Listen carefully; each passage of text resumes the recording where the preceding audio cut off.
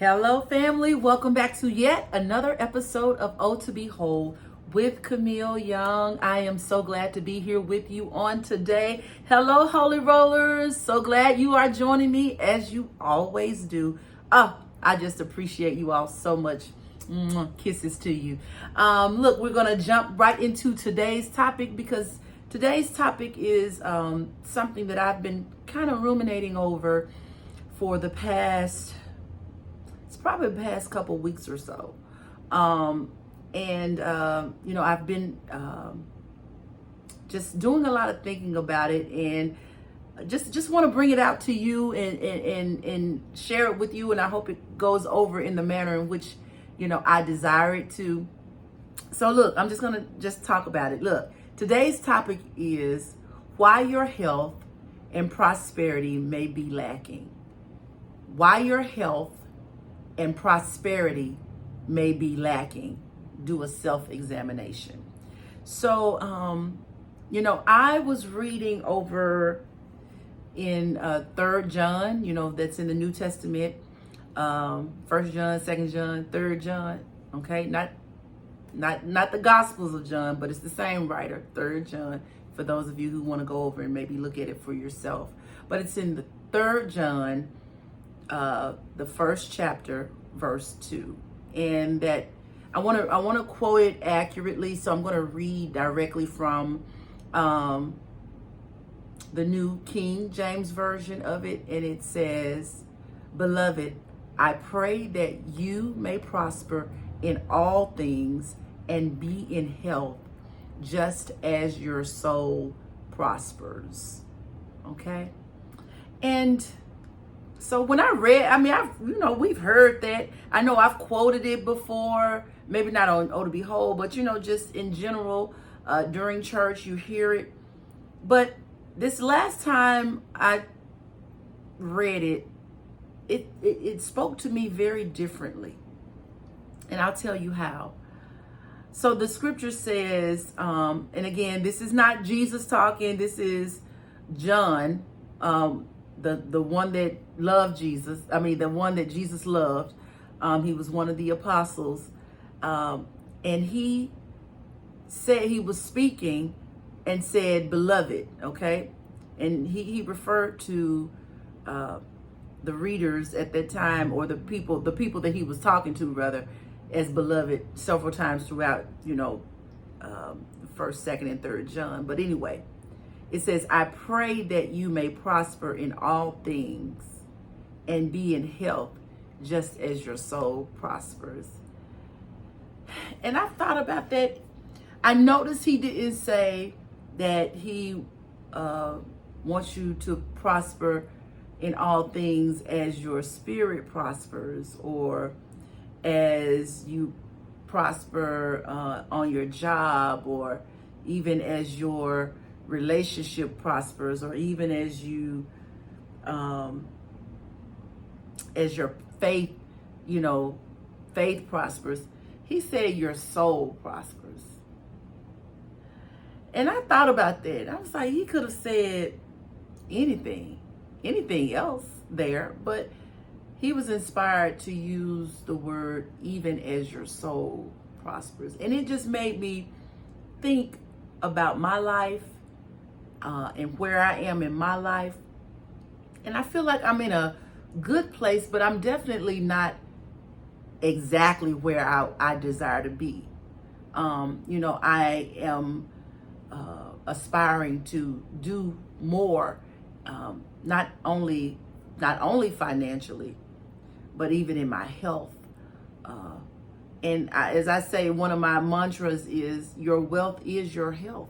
What good is having wealth if you can't also have good health? All right, so I'm slow walking it down, y'all, because it really ministered to me, and I want to challenge your thinking around it as well. Something that we don't talk about often is the soul. We may use the term soul, but we don't talk about the soul. And part of my O to Be Whole is, if you can even see this on my t-shirts, is talking about the body, the mind, and the soul. And I purposely, well, initially, I wanted it to say the body, the mind, and the spirit, but God figured that thing out, because spirit wouldn't fit in this little spot right here, so I went with soul.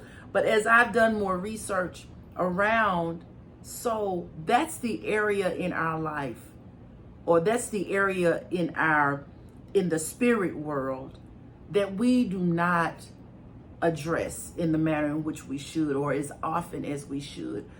The traumas that we experience in our life, they're not deposited always just in our mind or in our body. Let me say that. They're deposited in our soul. Okay? See, because God is spirit and we come from God, our spirit is already perfect, because that's how God communicates to us, is through the spirit realm. So the spirit itself is already perfect. It's those soulish realm things that impact how we think, and that impact how we look, our outward appearance rather.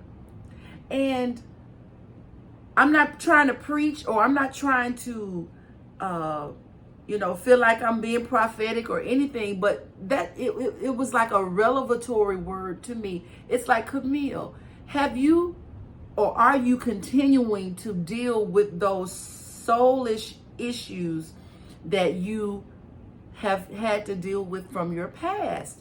And so, and the question became even more real to me when there was a recent incident that occurred in my life, where I was like, it was an extremely disappointing thing that happened, and my response was not great. It took me back to those feelings of rejection, and those feelings of inadequacy, those feelings of, not being good enough, or it was like I literally felt my mind trying to go back to those places that I know I have done the work on. Okay?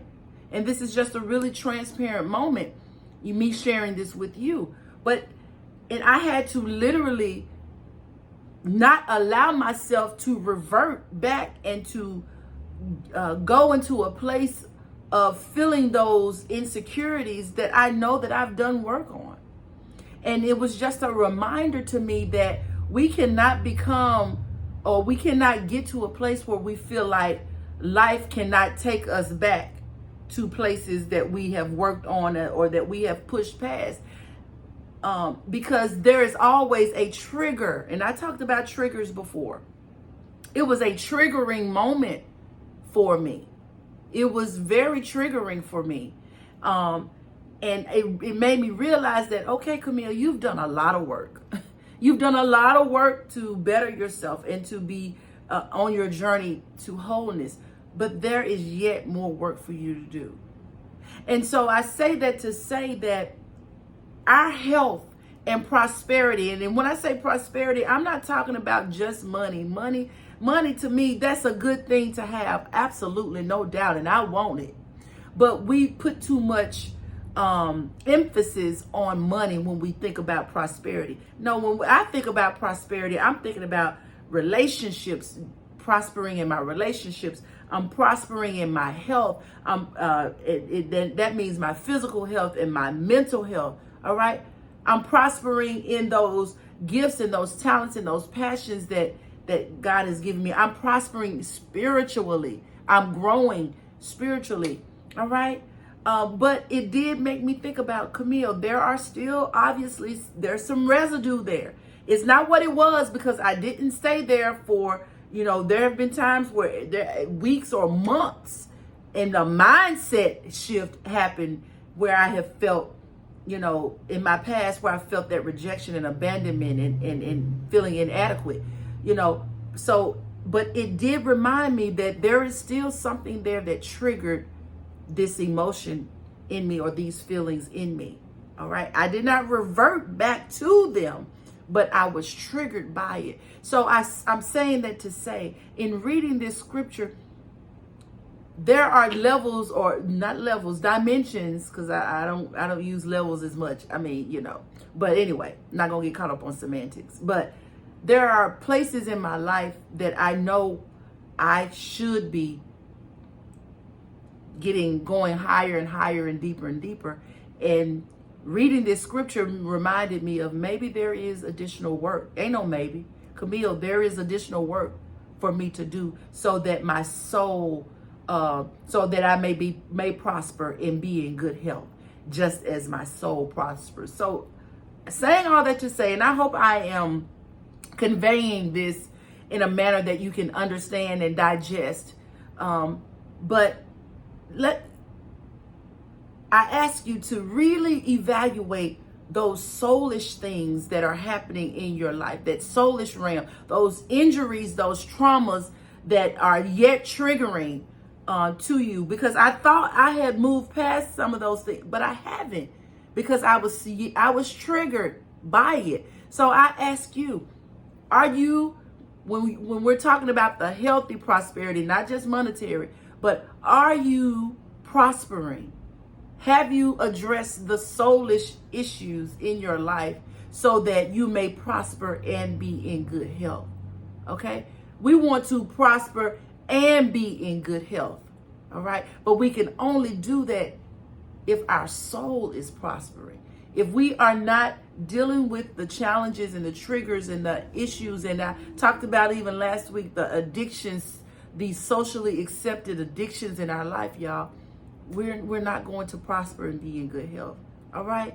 Again, I hope I'm on here way longer than I planned, but I just had to walk it down to hopefully convey it in the manner in which you can receive it and, again, address it in your own life. All right? All right? So look, I hope this was encouraging to you. I hope this will make you make some considerations in your own life and look at your own life about some things that you are dealing with or that you may be triggered by. But it blessed me. Go to 3 John 1 and 2.